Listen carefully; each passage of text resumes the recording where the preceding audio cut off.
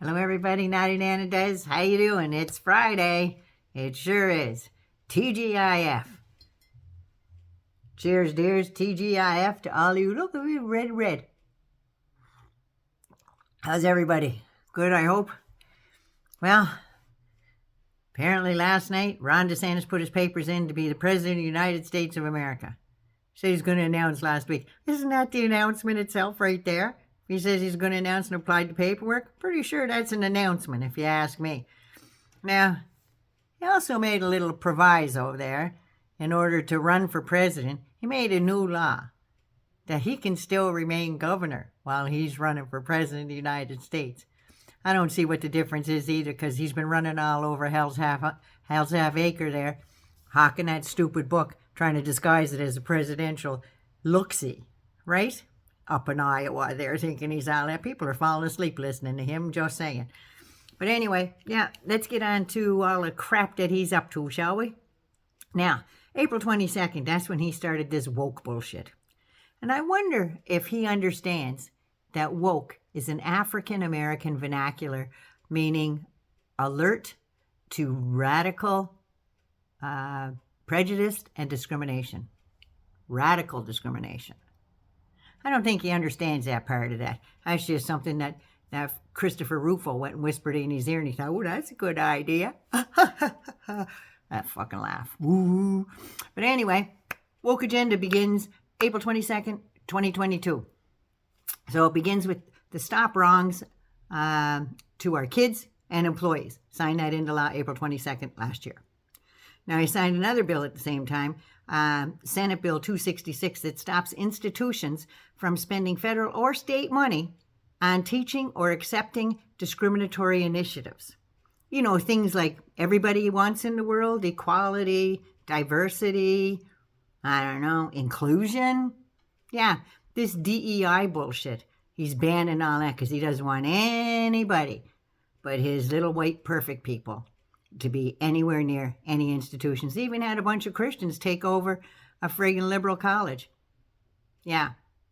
Everybody got the bums rush out of there. There's professors that teach women's studies and stuff like that. I'm sorry, apparently you have to go to Berkeley if you want to be taught that now, because he got rid of all those teachers and fired all those professors. So let's see how good their education. They were 7th in the country at one time. They're going to be down there wallowing around with Kentucky and Alabama. Just saying. Book bans, March 10th, 2023. He comes out and said, the book bans are a hoax. Really? Because you say so? You're just putting a fancy spin on that. He said, we're only banning books that have pornographic or inappropriate materials in them. Well, that would be none of them, because none of those children's books that you took off the shelves have anything to do with pornography. You know that, and I know that. Just saying. So anyway, yeah, you took down books like The Diary of Anne Frank. That book was just unbelievable. Heaven forbid you should teach kids empathy and to feel sorry for somebody other than their own sorry selves, right? Heaven forbid you should wonder how somebody else is feeling. Put yourself in their shoes. Nope, that's not allowed. Hank Aaron and Roberto Clemente, their autobiographies, gone. Poof, up in a puff of smoke. They're removed, along with a book. Oh my God, I actually read this book too. It's so cute. It's called And Tango Makes Three. It's a true story of 2 penguins from the Central Park Zoo. They found a little orphan baby, and they decided they'd raise it. The only sin that they created was the 2 penguins are male. That's it. They're fucking penguins, people, and they're looking after an orphan baby bird. That's the end of the story. There's nothing untoward about it. Oh no, but can't have that. They also got rid of Canadian authors, Margaret Atwood's A Handmaid's Tale, because that was just a little too close to home, isn't it there, Ronnie boy? Just a little too close to home. Can't have that. Gone. Pretty good. There's going to be a pit of fire for that one, I think. But anyway, anything to do with LGBTQ audiences, gone. And any other authors that discuss anything to do with color, race, culture, religion, no, racism, No, because that's what Roberto Clementi's book was taken off with, because he mentioned that he was subjected to racism when he first came up and joined the leagues in the United States. Can't have that. That's gone. So what else is he got in store for everybody? He's also Florida's biggest fearmonger, telling everybody, we can't have CRT, we're going to have culture wars, and no trans rights. And as of May 18th, just the other day, May 18th, there are no rights for trans kids in Florida. He signed that away. No gender-affirming care whatsoever. And the little cherry on top of that sundae, that if you're a trans kid living in a straight home, the government is now free to come in, take you out of your home, basically kidnap you, and retransition you. And that's it. You don't see your parents anymore for being who you are. Right? Isn't that lovely?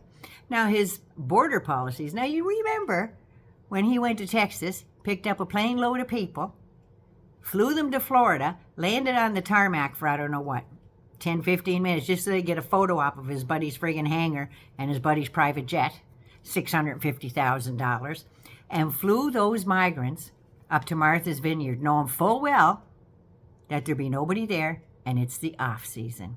Now, these people landed, they had no winter jackets, they were wearing flip-flops, they had no money, they had nothing.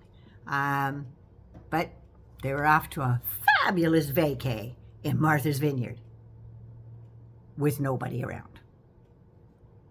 No food, no money, no clothes, or a way to find lawyers or shelter. But thank God for the real Christians on Martha's Vineyard that they came out in droves and helped clothe these people, give them some food, arrange lawyers. And oddly enough, every single one of those people on that aircraft, because Ron was such a prick, all got lawyers and they all got immigration hearings. Toot toot. That's right. Toot toot for the people in Martha's Vineyard. That's right. Now, then on April 21st, 2022, he also picked a fight with Mickey Mouse because Disneyland stuck up for their LGBTQ plus employees and performers, and he didn't like that. Don't say gay, right? Don't say gay. Well, Disney said we're gonna keep our LGBTQ family. So he put his little stick in a pot of shit and he stirred it up there. And what did he come up with? We're going to take Reedy Creek away from Disney World. That's right.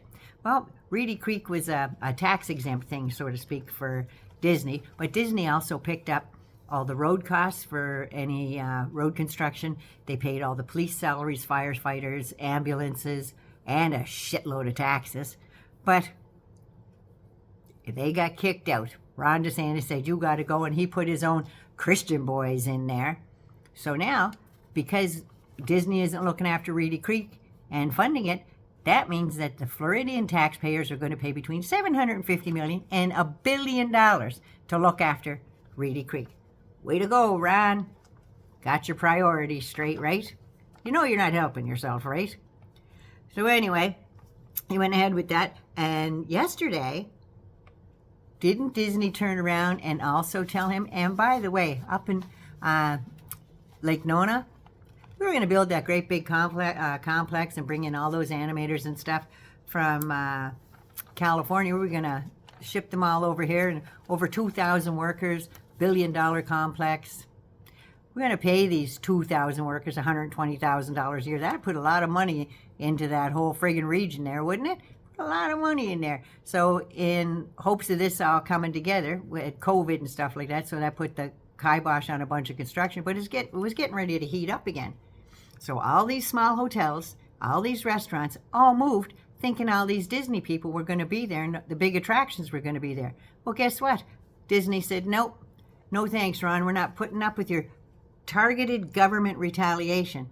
So we're going to pull that $1 billion and we're not going to Lake Nona at all. And I'm going to send all those workers back to California. So that's how that went. So Robert Iger from Disney said, I just don't understand it.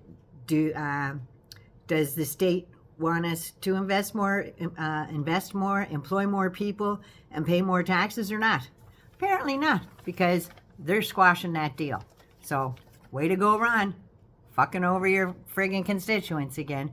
And thanks to Little D, any businesses, hotels, restaurants, and such, they're going to sink because of Ron's decision to have a pissing contest with Disney. Don't think you're winning, Ron. Don't think you're winning. And now more and more people are afraid to hire migrants for fear of Ronnie's latest racist policies and threats that have also seen on social media. Some of the truck drivers and stuff are starting to say, start curbing your loads going to Florida.